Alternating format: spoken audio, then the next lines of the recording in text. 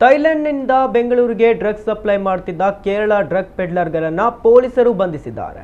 ಬೆಂಗಳೂರಿನ ಅಮೃತಹಳ್ಳಿ ಪೊಲೀಸರು ಬೃಹತ್ ಡ್ರಗ್ ಜಾಲವೊಂದನ್ನು ಭೇದಿಸಿದ್ದು 10 ಮಂದಿ ಡ್ರಗ್ ಪೆಡ್ಲರ್ಗಳನ್ನು ಬಂಧಿಸಿ 4 ಕೋಟಿ ರೂಪಾಯಿ ಮೌಲ್ಯದ ಡ್ರಗ್ಸ್ ಸೀಸ್ ಮಾಡಿದ್ದಾರೆ.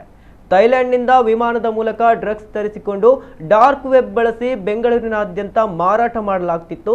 ಬಂಧಿತ ಆರೋಪಿಗಳನ್ನು ಕುಶಲ್, ಸಾಗರ್, ಶಶಾಂಕ್, ವಿಲ್ಸನ್, ಆಶೀರ್, ಸಜ್ಜದ್, ರಿಯಾಜ್, ಶಿಯಾಬ್, ನಿಸಾರ್ ಮತ್ತು ಅಭಿನವ್ ಎಂದು ಗುರುತಿಸಲಾಗಿದೆ.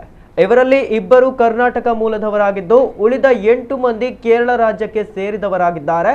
ಆರೋಪಿಗಳು ಡಾರ್ಕ್ ವೆಬ್ನಲ್ಲಿ ಟೀಮ್ ಕಲ್ಕಿ ಎಂಬ ವೆಬ್ಸೈಟ್ ಮೂಲಕ ಡ್ರಗ್ಸ್ಗಾಗಿ ಆರ್ಡರ್ ಮಾಡ್ತಿದ್ರು. ಥೈಲ್ಯಾಂಡ್ನಲ್ಲಿರುವ ಕೇರಳ ಮೂಲದ ವ್ಯಕ್ತಿಯೊಬ್ಬ ವಿಮಾನದ ಮೂಲಕ ಬೆಂಗಳೂರಿಗೆ ಡ್ರಗ್ಸ್ ಕಳುಹಿಸುತ್ತಿದ್ದ ಎಂಬ ಮಾಹಿತಿ ತಿಳಿದು ಬಂದಿದೆ. ಬೆಂಗಳೂರಿಗೆ ತಲುಪಿದ ನಂತರ ಆರೋಪಿಗಳು ನಗರದಾದ್ಯಂತ ಡ್ರಗ್ಸ್ ವಿತರಿಸುತ್ತಿದ್ದರು. ಕಾಲೇಜು ವಿದ್ಯಾರ್ಥಿಗಳು, ಐಟಿ-ಬಿಟಿ ಉದ್ಯೋಗಿಗಳು ಮತ್ತು ಪಾರ್ಟಿಗಳಿಗೆ ಬರುವವರೇ ಪ್ರಮುಖ ಗಿರಾಕಿಗಳಾಗಿದ್ದರು ಎಂದು ಪೊಲೀಸರು ತಿಳಿಸಿದ್ದಾರೆ.